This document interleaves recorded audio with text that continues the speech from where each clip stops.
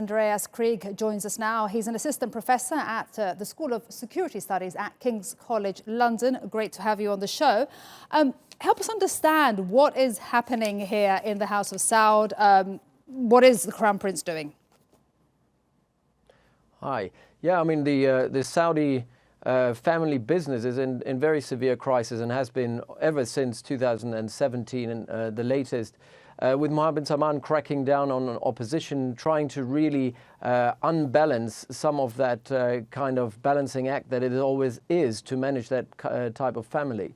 The problem here is that over the last year or so, Mohammed bin Salman has really seen more and more challenges to his rule from inside the family.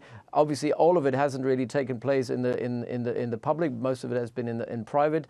But we've seen even rift between the office of his father, the King Salman, and his own office over some of his foreign policy and domestic policy decisions. So, and that all comes amid obviously deteriorating economic numbers and economic figures. We shouldn't, obviously, the coronavirus, we shouldn't also forget here that Saudi Arabia finds itself in a very severe macroeconomic crisis domestically, failure to attract business, failure to implement Vision 2030. And now the coronavirus will hit. It will deteriorate economics. And at the same time, the metric that will be used to actually assess whether Mohammed bin Salman is actually fit to rule, particularly within that family business of Al Saud family, will be economics. You know, is he able to deliver on his promises? So leaving all the foreign policy adventures to one side, which is Yemen, the Qatar crisis, Lebanon crisis, the Khashoggi affair, obviously not to forget, leaving that to one side, the economic issues, which will be the metrics that will be used to determine his success,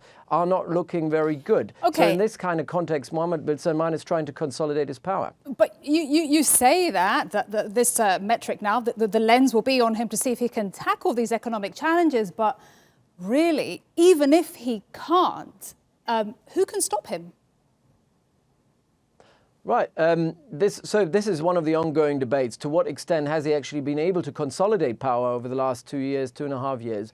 And we've seen and these two in particular, Mohammed bin Nayef and probably more importantly, Prince Ahmed, have been outspoken critics of Mohammed bin Salman and his fitness to rule. Both of them still play, even though, being silenced and sidelined for the last, 18 months, 24 months, still have quite a lot of wasta, as we say, a lot of respect within their local constituencies, particularly the Nayefs in the intelligence sector. So these people can still mobilize, if they wanted to, mobilize against the Crown Prince once the king dies. So if we're now going, and I think 2020 is going to be that year of Saudi transition, if we going down that route of transition, then Mohammed bin Salman needs to make sure that those people don't start mobilizing their constituencies against him. And I think it was an act of intimidation, making sure that they will not move. Because we shouldn't forget one thing. At the moment, nothing has happened against Mohammed bin Salman because people give him the moment of doubt, seeing whether he can actually deliver. And secondly, King Salman and his authority, his legitimacy as the king,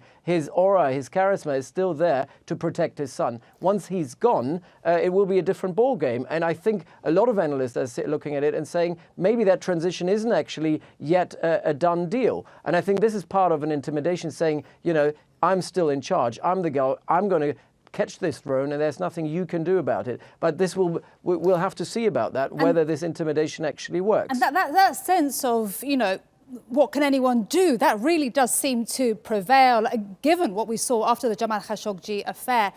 So, given that, I don't know if we can call it impunity, both, who can put pressure on Mohammed bin Salman?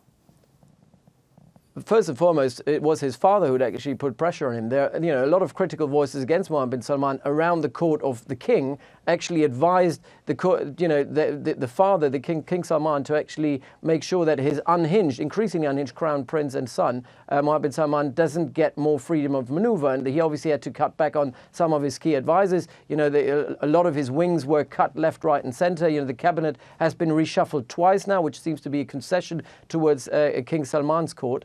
and that can further develop. So the biggest critic has been his father and those people around the old guard that are behind the father's throne. So if the father is no longer there, who says that the old guard cannot move? They are saying for now they're willing to keep the peace. Mohammed bin Salman says, I don't care about keeping the peace because moving forward, he has nothing to lose. He says himself, if I can't be on the throne, what else do I have to lose? He doesn't really care about his reputation and the reputation of his country. And I think that's part of the problem because he becomes increasingly reckless until he's on the throne. And until he's on the throne, everything can still happen. Andreas, pleasure to speak to you. Andreas Krieg joining us from King's College London. Thank you so much. All right.